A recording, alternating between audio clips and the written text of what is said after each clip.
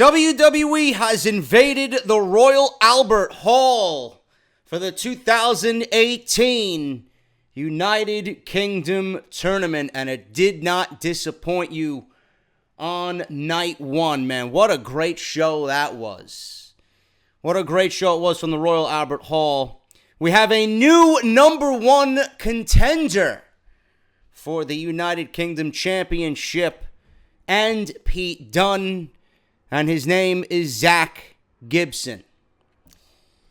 First thing I want to mention, right out of the gate, as the show started, number one, I am so happy that they got Mauro Ranallo and Nigel McGuinness to do the play-by-play and color commentary for this event, man.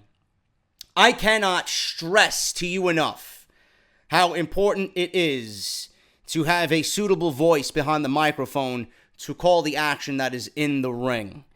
One of the things I did not like about WWE's presentation of the Mae Young Classic is that they went with the nostalgia effect of Jim Ross and Lita. I cut Lita some slack because that was her first time behind the microphone doing play-by-play commentary alongside somebody else.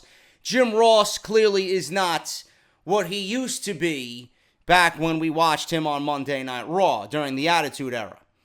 I think WWE really is trying to rectify that going into 2018, and they got the best man in the business right now in Mauro Ranallo. I'm going to go as far as to say Mauro Ranallo and Nigel McGuinness are the best play-by-play and color commentary team right now in the business. Nigel McGuinness does not get enough credit for the job that he does, man.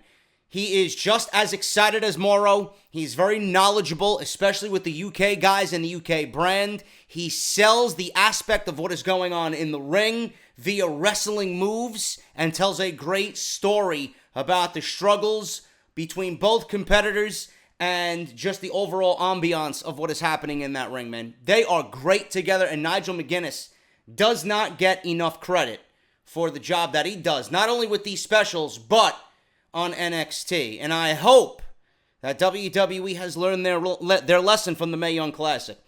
WWE has the Mae Young Classic coming up again this August. I would not look too far to find a play-by-play man and a color commentator for the Mae Young Classic. Mauro Ranallo needs to call the Mae Young Classic in 2018. There is nobody more knowledgeable. There is nobody better. You need, especially with a show like this, tonight and tomorrow, and then the Mae Young Classic in August, you need someone who has knowledge and a history of where everybody came from, because you're going to be seeing them. I'm going to be seeing them for the first time. There's nobody better than Mauro Ranallo. It was such a treat to have him call this tournament tonight for the UK 2018 tournament. Another thing I want to make mention. I love the look of Royal Albert Hall. I think it's great. I would love to see more and more events there with the UK brand now that the NXT brand is expanding to the United Kingdom. I'd love to see more events at the Royal Albert Hall. I love the fact that I don't know his name. I don't recall his name. If you guys know his name, please leave it down in the comment section below. I love the fact that the ring announcer paused before he finished what he needed to say. This first round match is scheduled for one fall. And he didn't go right into the names with a 20-minute time limit. He let the crowd have fun.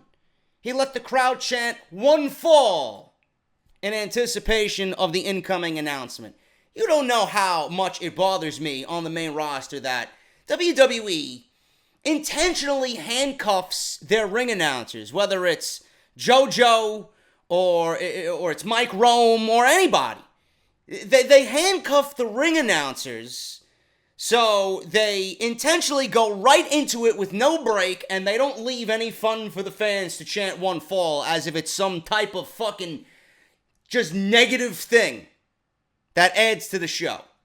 Like, I don't get that. I love the freedom of what happens on these shows, whether it's NXT, whether it's the UK shows, compared to the main roster shows on Raw and SmackDown. It's like Vince McMahon and the people that he has in charge of these shows want to suck the fun out of it for the fans, and They want to do what they want to do, and they got to show you what they need to show you because they can't be wrong. They always have to be right. It's just one of those things that I immediately noticed. I'm like, oh, wow, I haven't heard that in God knows how long. Now, I know that's a big thing over there in the UK scene, and then it started to spread into the States, and then NXT, and then the indie circuit here in the States. But it's nice that the ring announcer for this tournament was not handcuffed to just, act like a robot and go right into the ring announcement, and he let the fans have some fun with it. So I really, really do appreciate that. Was this tournament better than the inaugural United Kingdom Championship tournament? The answer is no. The answer is no. At least in the first tournament that we've gotten, we had guys like Mark Andrews, and we had Wolfgang, and we had Trent Seven, and we had Pete Dunne, and we had Tyler Bate. This tournament, though, had some great matches. It really, really was difficult to find someone that is a clear-cut standout amongst the 8 guys who were remaining in this tournament. It was really, really difficult to pinpoint special guys in this field of 8. Going into the inaugural tournament, we really didn't know much of anybody in that, maybe outside of Trent Seven and Tyler Bate and Pete Dunne, because they made a name for themselves on the indie scene in the UK. It was my first time watching them, and I grew to love them after that tournament. I'm hoping the same thing occurs here, but I'm a little less skeptical going into the 2018 version than I am the 2016. I just didn't find anybody special outside of maybe 1 or 2 guys. At least with the 2016 version, we got to love those guys after the fact because they were featured on NXT and they were featured at TakeOver and they were featured on 205 Live, and they really developed characters for those guys. You knew who were standouts in that tournament. Like I said, I think it's very difficult to find out who the standouts in this tournament were. Now, based on who I seen in this tournament in the quarterfinals, we had Jack Gallagher. We know of Jack Gallagher from 205 Live. We know what he can do. He was in the Cruiserweight Classic. We know what the guy is capable of. The 3 guys that I'm going to make mention of here that were standout, one of them being a repeat from the 2016 tournament. We had Jordan Devlin, who was trained by Finn Balor. If you fused Finn Balor and some facial hair together in some fucking laboratory, you're going to get Jordan Devlin. The guy looks like fucking Finn Balor 2.0. They made it a statement, just like they did in the first tournament, that he was trained by Finn Balor. I want to see more of him because he's gotten a lot better than the last time I seen him. And I definitely want to see what he could do moving forward, and I hope he is a big piece of the NXT UK brand moving forward. The other 2 guys that I had no prior knowledge of, nor did I see any of their previous work, but I know I want to see more of after this tournament. One was Joe Coffey. The other one was Flash Morgan Webster. Those were my 2 favorites going into this tournament. And after the fact, they made me want to see them more. The other one was Dave Mastiff. Now, he's a little ordinary. There's nothing really particularly special as far as appearance goes. And based on the brackets, the way they lined up the brackets, Joe Coffey and Dave Mastiff actually went one-on-one in the first round. Now, if they were separated, if they were in different matchups instead of going one-on-one together, I would have picked one of those 2 guys to ultimately win this tournament, just because of Dave Mastiff's size, and Joe Coffey's no small man himself, but, I do believe he did have Kurt Angle's last one-on-one match. I don't know who it was for or what promotion it was for. It might have been What Culture Pro Wrestling. I don't know. I'm not sure on that. Someone please correct me down in the comment section below, but, outside of Jordan Devlin, who we've seen before, 3 newcomers that I've never seen before that I want to see more of: Flash Morgan Webster, Joe Coffey, and Dave Mastiff. These other guys that they got in this tournament, now, this might be subjective, and you might be wondering, well, JD, you got to give him a chance. Travis Banks, I found absolutely nothing special about Travis Banks, yet he made it to the finals. I found nothing special about Zach Gibson, yet he won the entire tournament. Nothing about these guys stood out. Nothing about these guys makes me want to see them after the fact. Now, we got guys like Trent Seven, we got guys like Mark Andrews, we got guys like Tyler Bate, Wolfgang, who came out of the 2016 tournament, but we all love those guys. And we are not complaining anytime we see Mustache Mountain on NXT. We're not complaining anytime we see a Mark Andrews or a Wolfgang on NXT.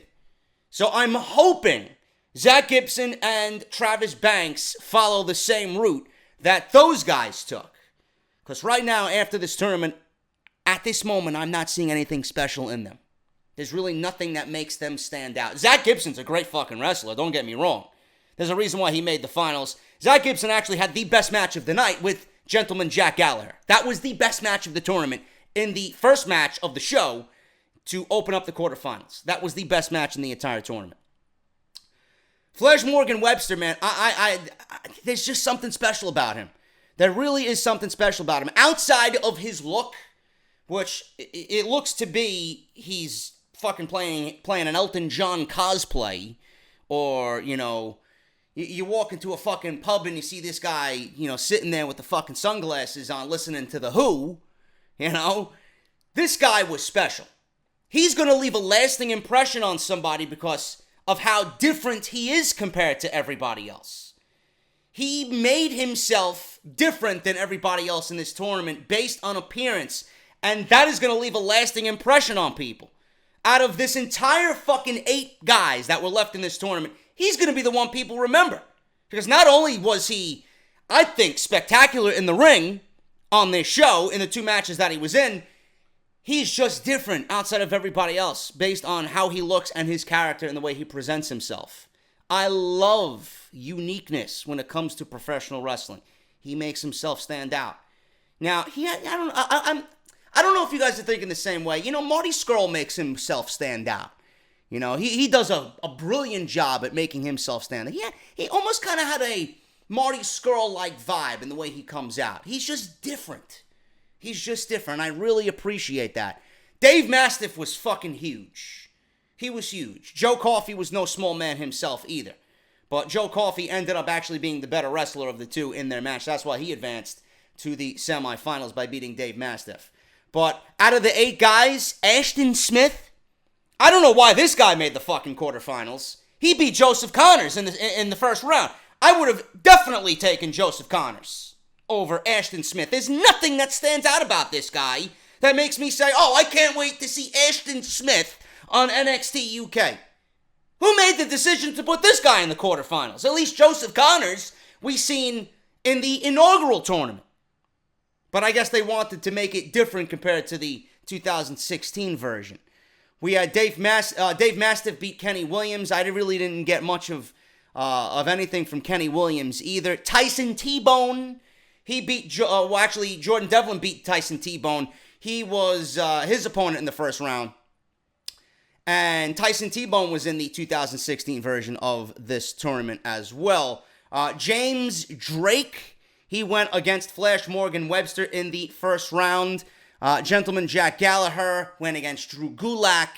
And then we had Zach Gibson and Amir Jordan. One guy I wanted to see in the tournament, and I don't understand why he wasn't in the tournament.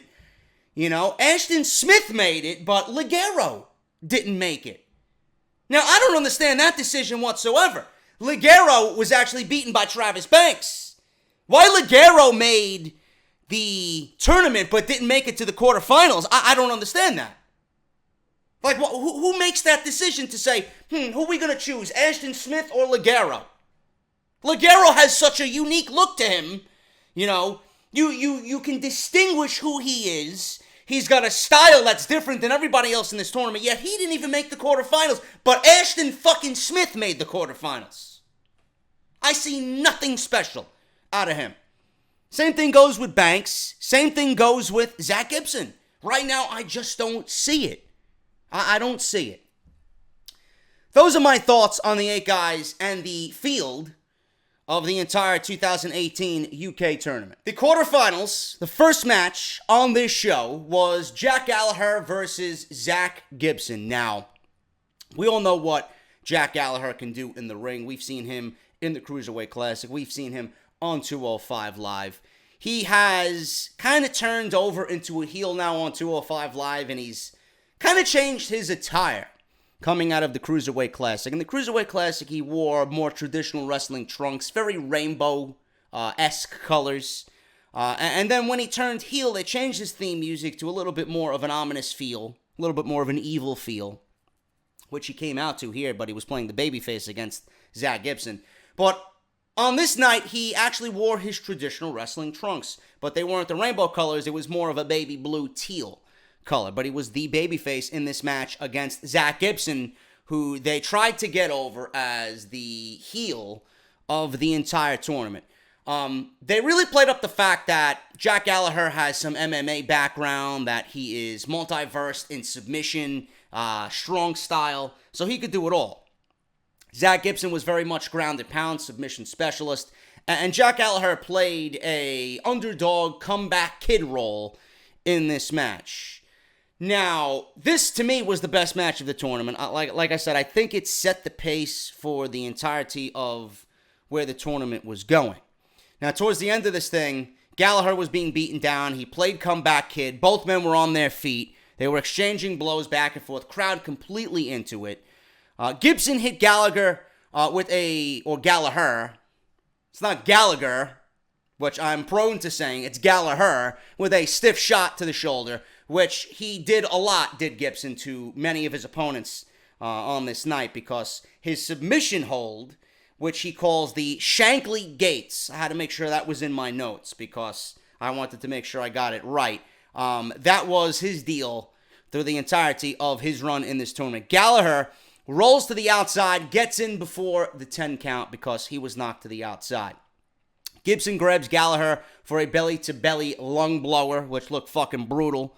Gibson goes to pick up Gallagher, and Gallagher pulls out a dropkick out of nowhere. He's trying to mount a comeback here. Gallagher goes to the top rope, dives, gets caught with a boot to the face. Gibson then quickly applies the Shankly Gates, and it was over. It was over. Now, the Shankly Gates, I don't know whether it's an armbar or a modified camel clutch, but that was the submission hold that they were trying to sell you on for the entirety of his run in the tournament. Zach Gibson beats Jack Gallagher in what I think, out of everything we've seen in night one, was the best match of the UK tournament for 2018. Moving on here, man, we went to Joe Coffey and Dave Mastiff. Dave Mastiff is a large human being. Joe Coffey, not as large, but is a large human being.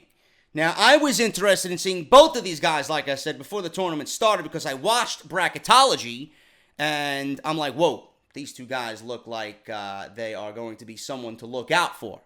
So they put them together in this match, and I'm like, fuck.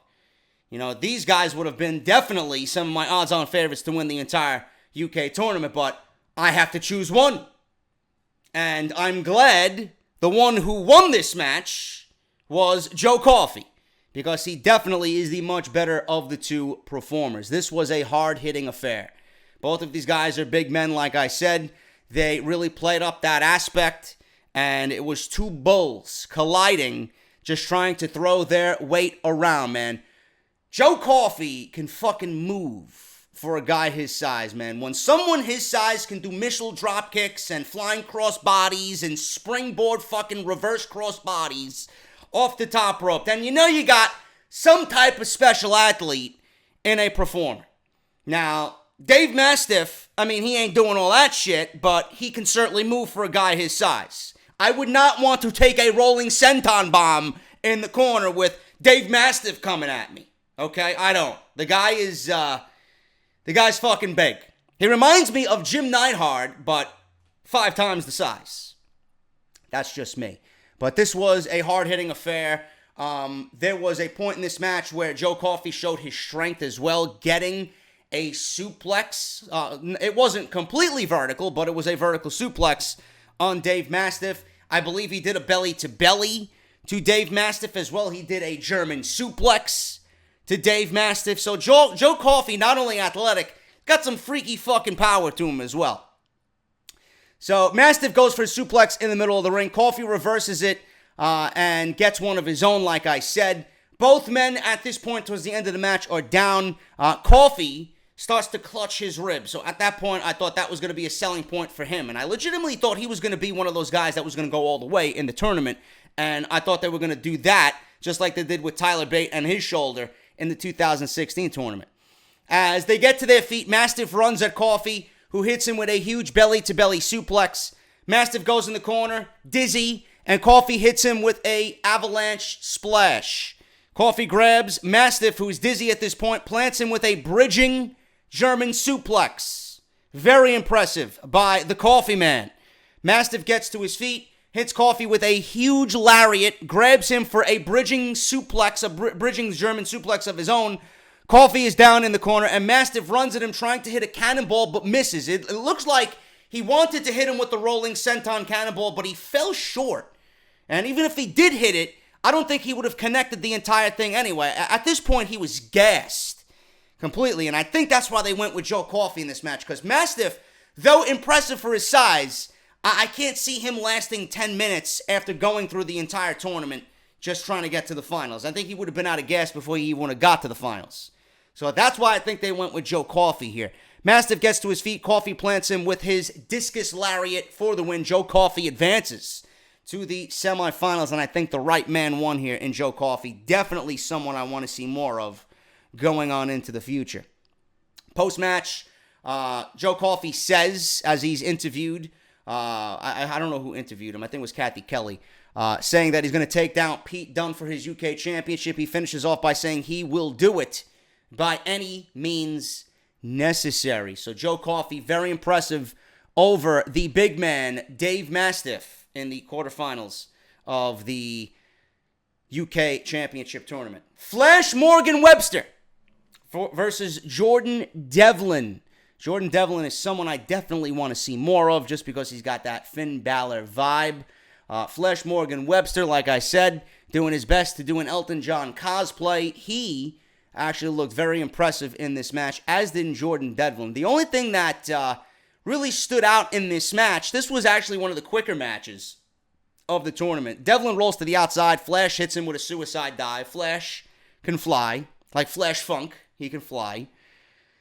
Flash rolls back into the ring and delivers another suicide dive on Devlin as he gets to his feet. Flash then goes back into the ring, shoots off the ropes, delivers a tope to Devlin on the outside as he's getting to his feet. Flash rolls Devlin into the ring, then goes to the top rope. Devlin manages to shake it off. He jumps up to the top rope and delivers a beautiful Spanish fly off the top rope. Devlin nailed it perfect, and it was beautiful. Devlin goes back to the top rope. He should have covered him after the Spanish fly. He goes for a moonsault, only for Flash to move. Flash delivers his finisher for the pinfall victory, and that was it. Flash Morgan Webster beats Jordan Devlin. That's 2 times now in 2 tournaments for the UK title that Jordan Devlin has failed to advance in the first round of the tournament. So Flash Morgan Webster, someone, again, like Joe Coffey, I definitely want to see more of. Travis Banks versus Ashton Smith. Again, like I said in the outset, Ashton Smith is not someone that I really care to see any more of. I mean, they hyped him up as Drake Maverick, saying that he's one of the best pure athletes in the entire tournament. Blah, blah, blah, blah. You know, Travis Banks, I really don't know, and I would have to do some work to find out his style and why he is deemed worthy of a spot in the finals here. Nothing stood out about him. If this was my first look at Travis Banks against Ashton Smith, this is not somebody that I would see advance to the finals of the tournament. I'm just being completely honest with you.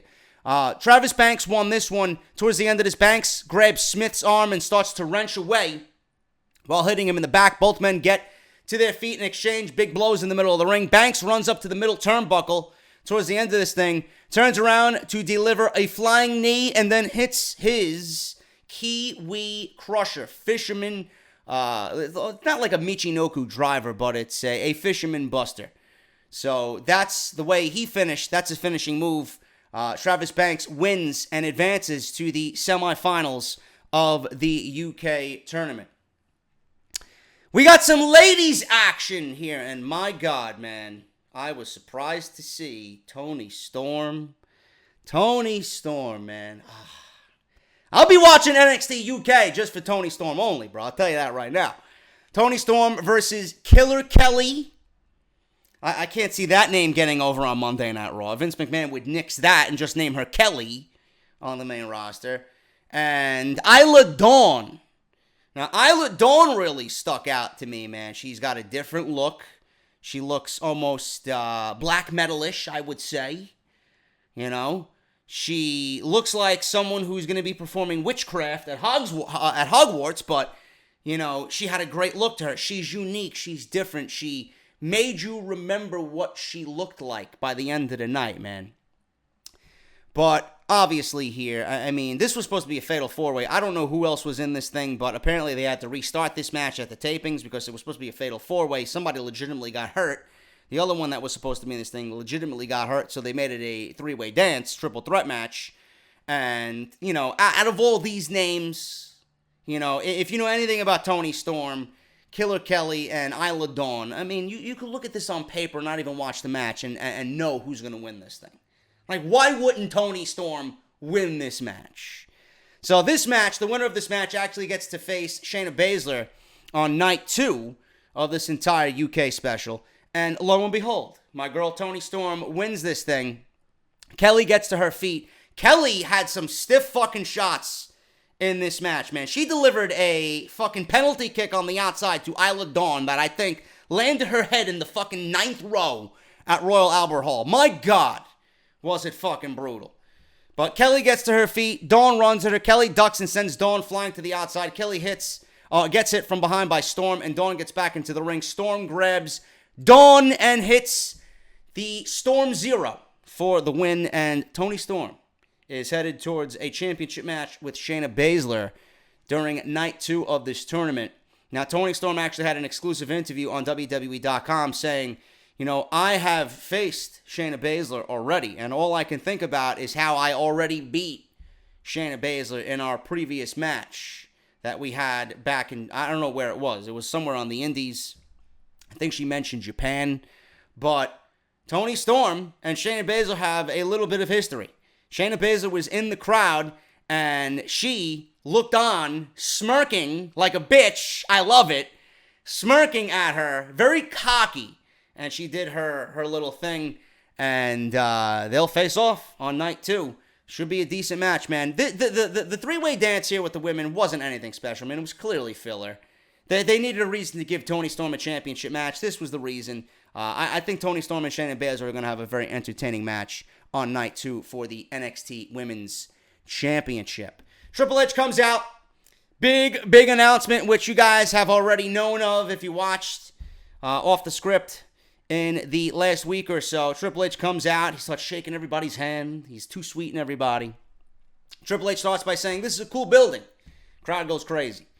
He goes on to say that a year ago, they came to the UK looking for new talent, and they were blown away. He puts over all of the UK talent that has come to work for the WWE and says he knows they are just scratching the surface.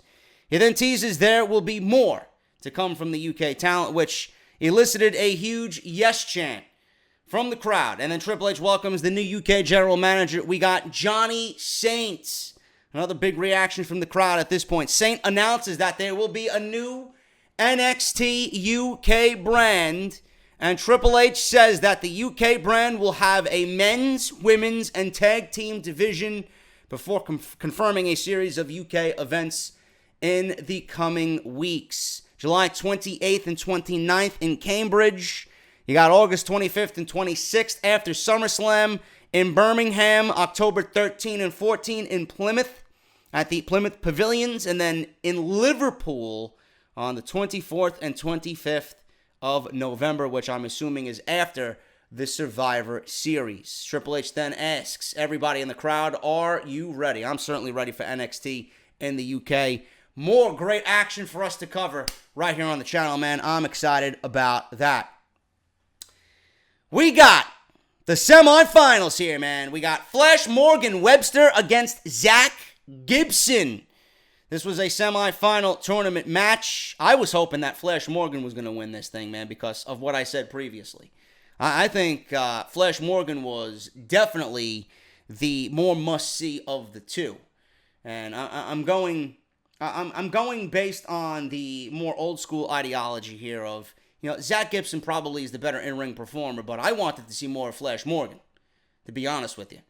But that was not the case here, man. Zach Gibson wins this thing, again, the same way he won with the first round, or the quarterfinals, rather, against Jack Gallagher, with Shankly Gates makes Flash Morgan Webster tap out almost immediately. Now, Gibson rolls to the outside, and Flash hits a tope on the outside.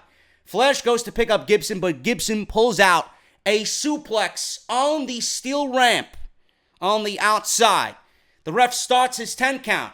So we got Morgan Webster here trying to get back into the ring, makes it by a 9.5, but Zach Gibson was already waiting in the ring. Flash barely makes the 10 count, and while he's belly down sliding into the ring trying to beat the 10 count, Gibson locks in Shankly Gates and makes Flash Morgan Webster tap out almost immediately, which was very disappointing for me, man. I wanted him to at least advance, and this was a short-lived semifinal match for Mr. Flash Morgan Webster. Zach Gibson advances to the finals of the UK tournament here on night 1. Aleister Black and Ricochet sitting ringside on night 2. They're going to be battling in a tag team match against Velveteen Dream and EC3. Loud chants of NXT rung out through the Royal Albert Hall. Joe Coffey versus Travis Banks in a semi-final match. I don't know why Joe Coffey did not win this match. I don't know who booked the outcomes of this thing, but Travis Banks over Joe Coffey, give me a break, bro. Clearly, Joe Coffey is the better of the two. He is more must-see of the two. He is the better athlete of the two.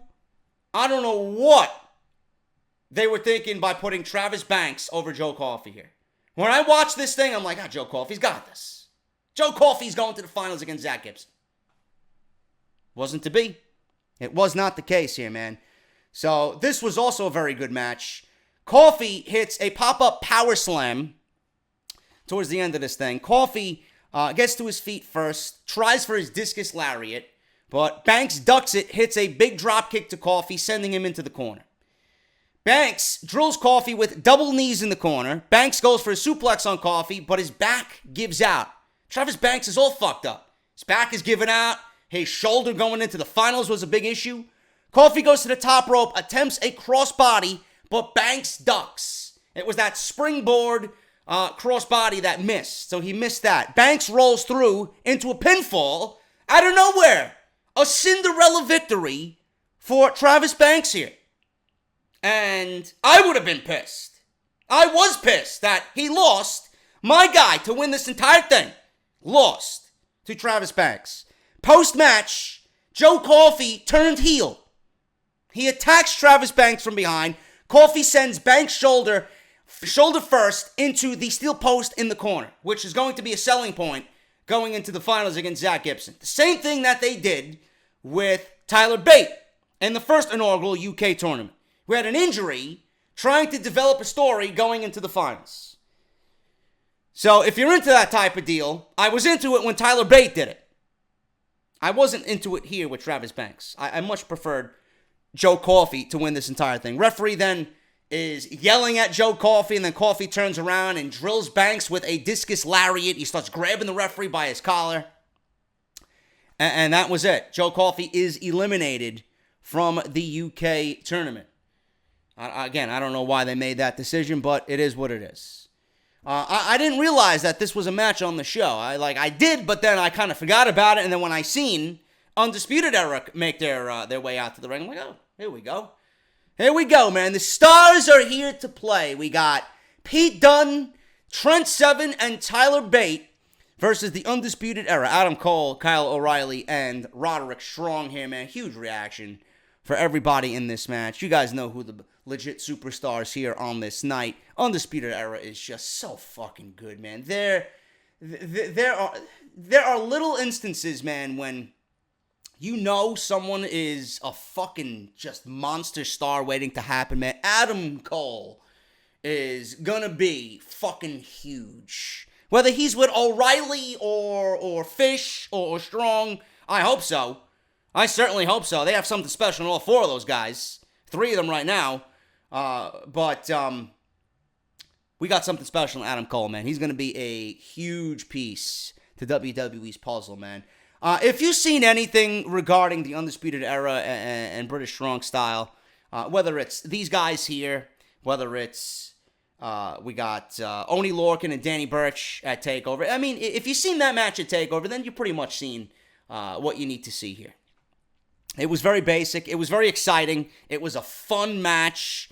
There was an instance in this match, man, where Tyler Bate had an airplane spin on Kyle O'Reilly. Or I think it was, I'm not sure if it was Kyle O'Reilly or Adam Cole. I think it was Adam Cole. And then he got a Cesaro swing on, I think it was Roderick Strong.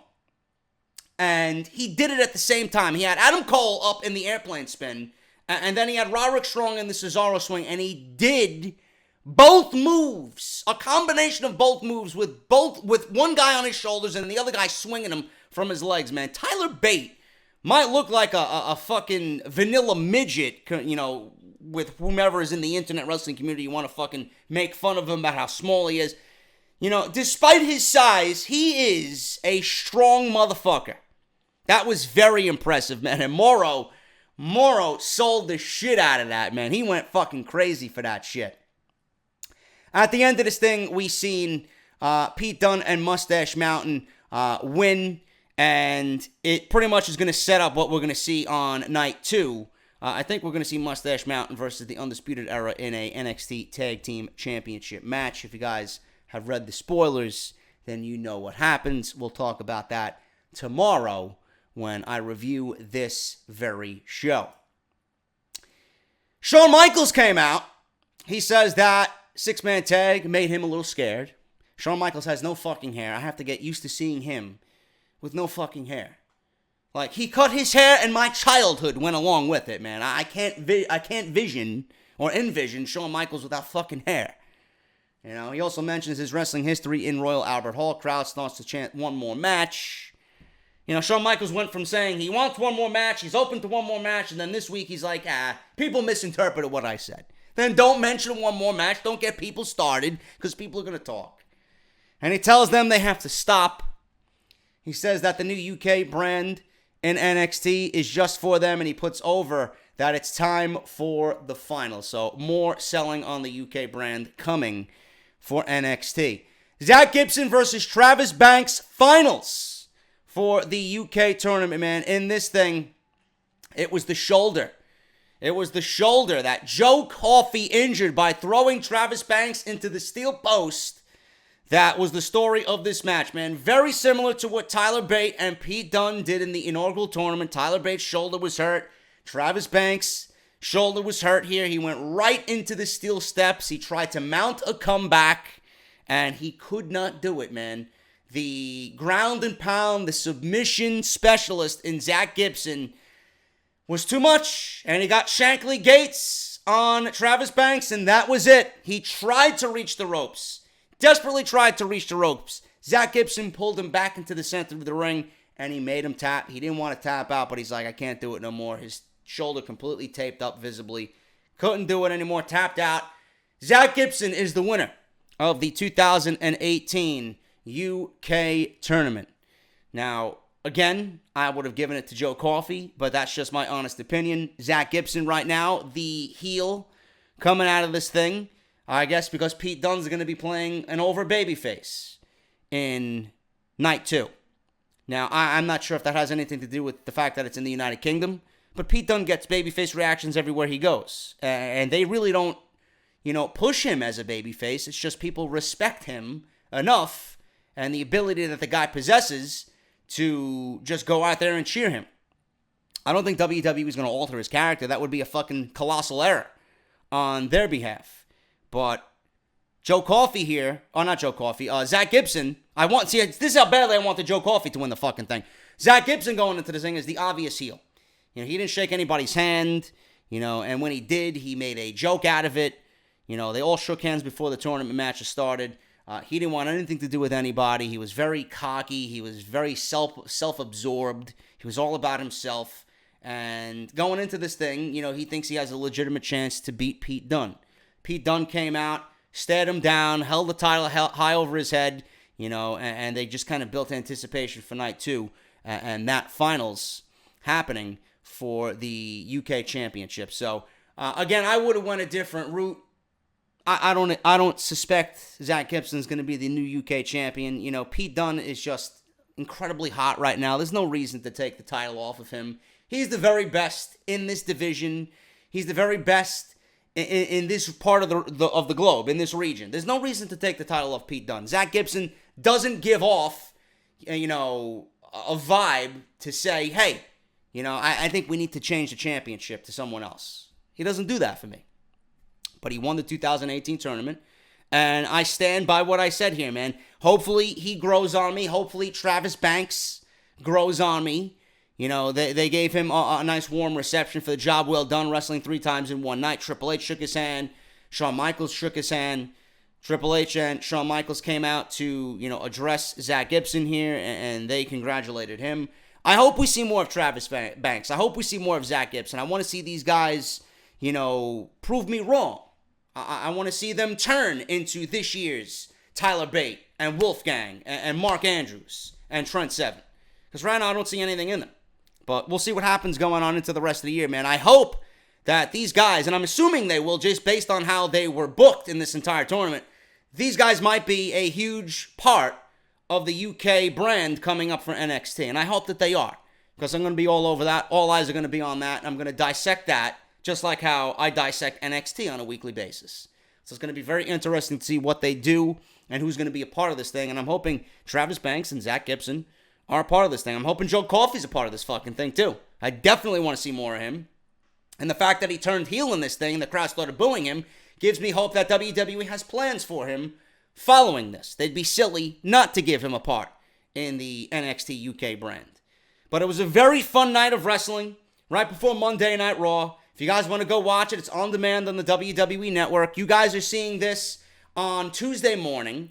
And then tonight, we're going to have the Night 2 portion of it, which is more like an NXT takeover. So it's definitely going to be the better of the 2 nights. Night 1 was most of the tournament and setting up the matches for Night 2. But Night 2 is going to be mostly NXT. It's going to be a big night, and I can't wait to dive into that as well. Royal Albert Hall should be rocking and rolling on Night 2, and I got that covered. You guys will see that on Wednesday morning. And the reason why I'm doing them the day after, this one you're getting on Tuesday morning, Night 2 you're going to get on Wednesday morning, because they're so close to Monday Night Raw and SmackDown Live. I really don't want to put up something right before Raw goes on the USA Network, because I want to kind of maximize viewership here. So you guys are getting this on Tuesday morning. I will watch tonight along with everybody, and then Night 2's review will be Wednesday, and then we'll cover NXT Wednesday night. So that's the schedule moving forward for the rest of the week here before we get into Off the Script on Friday for episode 228. I hope you guys enjoyed my review, man. Thank you all so very much. If you did, hit that thumbs up. Follow me on social media. Follow me on Twitter, at JDFROMNY206. Hit that subscribe button down below. Turn on the bell for all notifications. If you guys missed any of my previous uploads, you guys can check the top right portion of your screen for all your videos that you might have missed. And if you missed Monday Night Raw, we covered Monday Night Raw. Rollins and Ziggler rematch for the Intercontinental title. What's happening with Trashley and Roman Reigns? Any more Extreme Rules information? Everything you need right in the Monday Night Raw review. Go check it out. That's live on the channel as of last night. Thank you guys so very much. Night 2 should be better. Can't wait to dive into it. We'll talk about it on Wednesday morning. Until then, I am JD, and I'll see you guys for Night 2 of the UK Championship Tournament.